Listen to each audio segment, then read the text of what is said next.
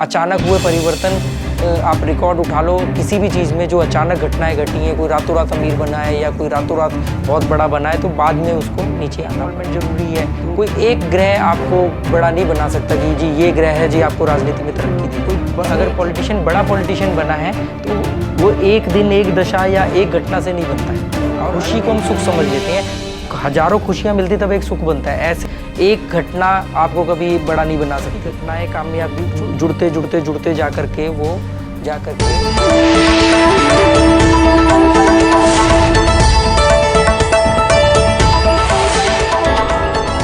Astro ऋषि आपकी खुशियों के लिए।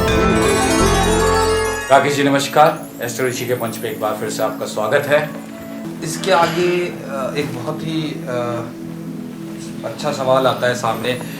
भारत देश से जिसमें हम रहते हैं, बहुत लोग बाहर जाते हैं, बाहर जाकर बहुत बड़े बड़े पदों की प्राप्ति कर लेते हैं और कुछ लोग उनमें से पॉलिटिक्स में भी जुड़ जाते हैं। जैसे कि हमने देखा है कनाडा में भी काफ़ी ऊंचे पदों पर बैठे हुए हैं, यूएस में भी काफ़ी ऊंचे पदों को प्राप्त किया है उन लोगों ने जो कि हमारे देश से हैं और वहाँ जाकर सेटल भी हो गए हैं। ये किस टाइप के योग बनते हैं, कौन से कारक ग्रह होते हैं इसके जिसका लाभ उठाकर वो लोग इस पद को प्राप्त कर लेते हैं जो अपने देश से दूर जाकर भी काफ़ी फायदा है? कोई भी एक अकेला ग्रह आपको बहुत बड़ा नहीं बना सकता। एक कुंडली में एक ग्रह सबसे बेस्ट पोजीशन पे होता है, बाकी उसको सपोर्ट करते हैं। एक सबसे नेगेटिव होता है, कुछ उसको सपोर्ट करते हैं। एक घटना आपको कभी बड़ा नहीं बना सकती। छोटी छोटी घटनाएं कामयाबी जुड़ते जुड़ते जुड़ते जा करके वो जा करके आपका एक कामयाबी बनाती है। हम लोग सुख और खुशी को भूल जाते हैं, मतलब खुशी को हम सुख समझ लेते हैं। हजारों खुशियाँ मिलती तब एक सुख बनता है। ऐसे ही कुंडली के अंदर कोई अगर पॉलिटिशियन बड़ा पॉलिटिशियन बना है तो वो एक दिन एक दशा या एक घटना से नहीं बनता है। और अगर कोई भी घटना अचानक होती है और रातों रात होती है तो वो उसके आगे जाके परिणाम नेगेटिव होते हैं, क्योंकि परिवर्तन धीरे धीरे होता है। अचानक हुए परिवर्तन आप रिकॉर्ड उठा लो किसी भी चीज़ में जो अचानक घटनाएं घटी हैं, कोई रातों रात अमीर बना है या कोई रातों रात बहुत बड़ा बना है, तो बाद में उसको नीचे आना पड़ा है। तो बहुत सारे जैसे शनि है, राहु है, सूर्य है, धन की इन्वॉल्वमेंट होगी तो हम जुपिटर को लेते हैं। कुछ ऐसे पॉलिटिशियन हैं जिन्होंने पॉलिटिक्स में बहुत अपना समय दे दिया, बहुत अच्छी छवि है पर पैसा नहीं कमा पाए, मतलब उनको पैसा नहीं मिला। कुछ ऐसे हैं जिनको पैसा बहुत मिला पर मान सम्मान नहीं मिला।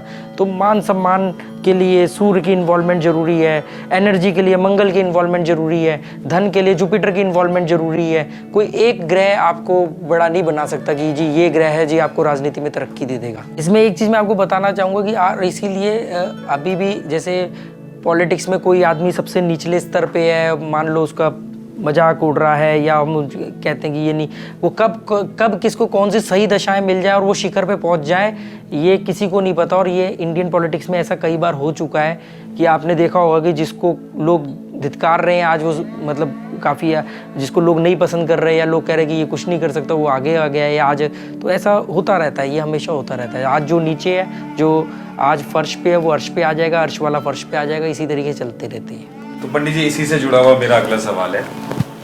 जैसे कि हम भारतीय राजनीति में आजकल देख ही रहे हैं कितना कुछ चल रहा है, काफ़ी कुछ चेंजेस आए हैं। बहुत लोग राजनीति में आना चाहते हैं पर उनका मजाक उड़ाया जाता है हर समय हर पल।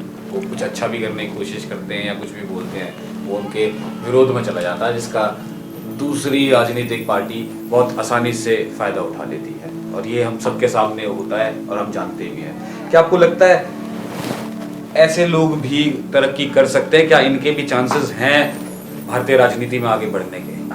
ये सारा ना दशाओं का खेल है। जब दशाएं अनुकूल नहीं चल रही होती तो आप सही भी करते हो तो गलत हो जाता है, और ऐसा ज़्यादातर लोगों के साथ होता है। और जब दशाएं अनुकूल मिलती हैं तो आप गलत करते ही नहीं, या आपका गलत किया हुआ भी बहुत कम नुकसान देता है आपको। तो ये कहना कि कोई आदमी के 2 4 5 साल ख़राब हो गए तो ये हमेशा के लिए ख़राब है पॉलिटिक्स में या फ्लॉप है, ऐसा नहीं होता। आपने देखा होगा कि जो पॉलिटिक्स में 20-20 साल से हैं, गुमनाम है, मतलब उनको सिर्फ उनके संपर्क के लोग ही जानते हैं और अचानक वो कभी बहुत बड़े पद पे पहुंच जाते हैं। आप देखोगे आपको मालूम पड़ेगा। इसलिए इस चीज़ को कहना कि ये इमेज गेम है और पॉलिटिक्स इतनी बड़ी चीज़ है कि मैं तो आपको सिर्फ ज्योतिष के हिसाब से ही बता सकता हूँ, पर ये बहुत बड़ी चीज़ है जो आम लोगों से ऊपर की सोच रखते हैं। ये लोग कैसे मैनेज करना है, इमेज को कैसे वो करना है। पर ज्योतिष के हिसाब से भी आप देखोगे तो ज़्यादातर पॉलिटिशियन बहुत सबसे ज़्यादा ज्योतिष में बिलीव करते हैं। मतलब पता नहीं मेरे मैं सही हूँ या गलत हूँ, पर ज़्यादातर लोगों को मैंने देखा है, जितना मैंने सुना है कि वो बहुत सारा लेते हैं एस्ट्रोलॉजी का, क्योंकि वो ये बात समझते हैं, वो ये कहते हैं कि हम जहाँ पे भी हैं हमारे ऊपर हमारे भगवान का, हमारे देवताओं का आशीर्वाद है। मतलब भगवान देवता मतलब ग्रहों के स्वामी, एक ऊर्जा, एक सकारात्मक ऊर्जा। और मैंने अभी तक आपको जो भी कुछ बोला ये मेरी अपनी निजी राय है, किसी को ठेस पहुंचाने का मेरा वो नहीं है।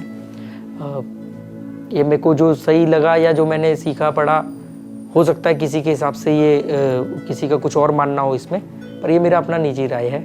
मुझे लगता है कि ये जो मैंने सीखा वो बोला है। बहुत बहुत धन्यवाद राकेश जी, एस्ट्रोलॉजी के साथ जुड़ने के लिए और जुड़े रहने के लिए। हम लगातार आपके संपर्क में बने रहेंगे और बहुत सारे विषयों को लेकर और आपकी राय जानते रहेंगे और जनता तक पहुंचाते रहेंगे। बहुत एस्ट्रो ऋषि आपकी खुशियों के लिए।